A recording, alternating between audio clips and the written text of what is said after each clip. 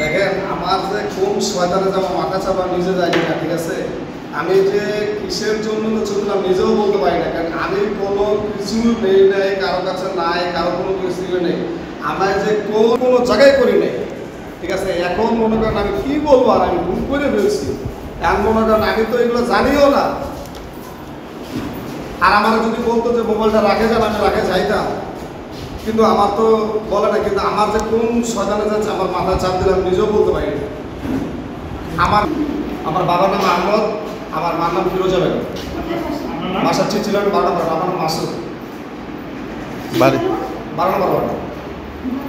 জি জি, হ্যাঁ ছিল 12 নম্বর ঢাকা রোডে। হ্যাঁ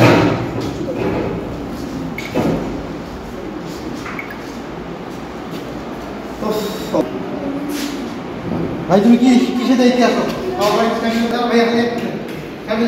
আমার এখানে মাসুদ নামের এক ব্যক্তি ভোট দেওয়ার সময় গোপন কক্ষ থেকে ভোট দেওয়ার পরে ব্যালটের ছবি তুলে সেই ছবি মোবাইলে নেওয়ার মুহূর্তে বের হয়ে আসার পরে পোস্ট করার আগ মুহূর্তে আমাদের আইনশৃঙ্খলা বাহিনীর পুলিশ সদস্য দেখতে পেয়ে তাকে আটক করে।